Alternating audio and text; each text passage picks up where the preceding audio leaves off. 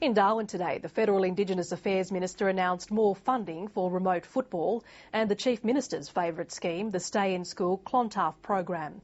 But the Minister and the Territory Government found a few political footballs too hot to handle, including the troubled Home Ownership on Indigenous Land program.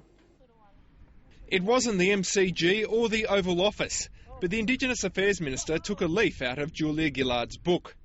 Oh, good one. Okay, you ready? She's announced $2.5 million for remote football and the Clontarf program, which aims at keeping young players like these in school. Keep healthy and don't eat too much fattening food. But she had few answers on her urgent review of soft drink sales in remote Indigenous stores that's nearly a year old. We're still pursuing the best way forward, and I do think it's an important issue.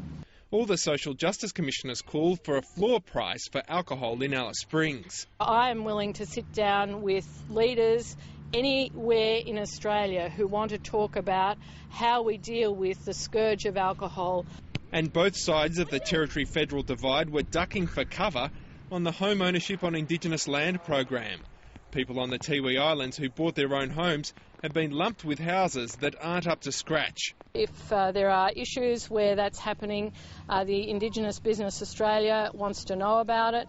Territory law exempts remote communities from the Building Act and the Building Code of Australia. But the Chief Minister says it's up to the people who provide the finance. If a regime of certification doesn't exist, that doesn't stop a requirement of the finance that the house is built by a registered builder, that it's built to code. And that's hand-passing the issue straight back to the federal government. Rick Hind, ABC News.